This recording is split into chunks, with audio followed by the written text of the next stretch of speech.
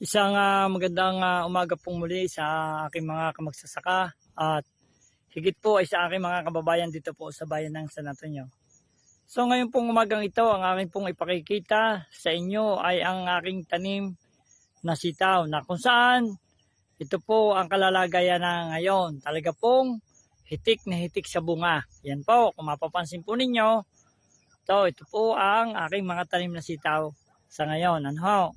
Mahoy marami nang napipitas dito po sa tanim kong sitaw at lagi ko nga pong sinasabi na ang variety po ng tanim kong sitaw na ito yung pong Galante F1 ng SB Seeds Company. Yan.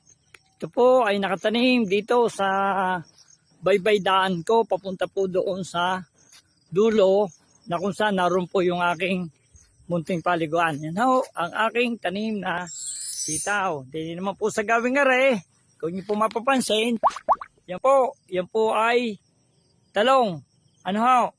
Na ang variety naman po ng talong nito, yung pong Calixto F1 na SB Seeds Company din po. Napakagaling din po mamunga ng talong na ito. Yan po ang kalalagayan naman itong aking tanim na talong na ito. At ngayon pong umagang ito ay akin na rin pong ipakikita at pasisilip sa inyo yung pong aking punlaan, yung greenhouse na kung saan niya po ay ipakikita ko sa inyo yung iba't ibang gulay na aking nakapunla na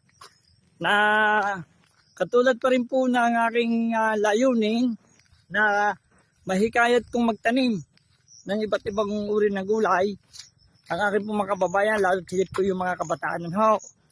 Kaya doon po sa mga paaralan na gusto pong humingi ng binhi kong pananim nito, kayo po ay mag-chat o mag-textaan sa akin at kayo po ay bibigyan ko. Yan po yung aking tanim na sitaw. Yan po talaga pong hitik na hitik sa bunga, nakakatuwa po. Ay kita ko po ninyo yan, ay talaga namang pag hindi kayo natuwa, ay talagang sobra dami na magbigay ng bunga nitong Galante F1 ng SB Seeds Company. At katulad nga po nung akin nasabi, yan po, tayo po ay pupunta na dito sa aking pinagawang greenhouse. At dito po nakapunla yung aking mga handang ipamahagi muli sa lahat po ng aking mga kababayan. Higit muna po ay doon sa mga paaralan na gusto po nilang buhayin yung gulayan sa paaralan. Gusto po yung doon po sa gustong taniman ulit. Yan po, nandito na po tayo. Ito pong isang ito, yung pong sili. Sili po na ang variety po nito, yung Laba F1. Na ito po ay produkto rin ng SB Seeds Company.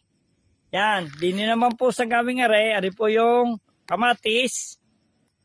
Na ang variety po nito, yung pong Garnet F1 ng SB Seeds Company din po. Yan po.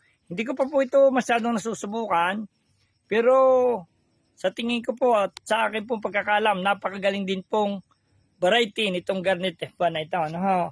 At rin po yung talong. Yan.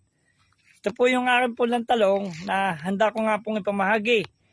Lalo na po doon sa mga paaralan dito po sa bayan ng San Antonio. Ito po yung isang gusto lamang may ambag ni Gonzalo na kahit pa paano po ay makatulong sa ating po mga kababayan na sila po ay mahikayat natin na magtanim ng iba't ibang uri ng gulay. Sir Joey de Ramos ng Arawan Elementary School, Sir Ernie de Castro, sa lahat po ng mga principals na nagnanais na magtanim uli ng gulay. Yan.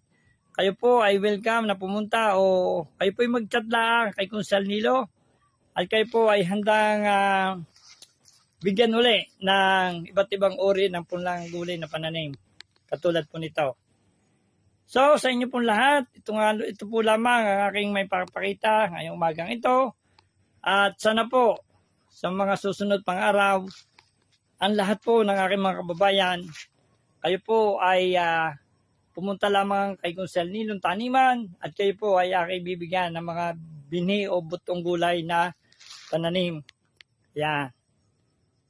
So, dito na po lamang Maraming pong salamat. Thank you po, Lord.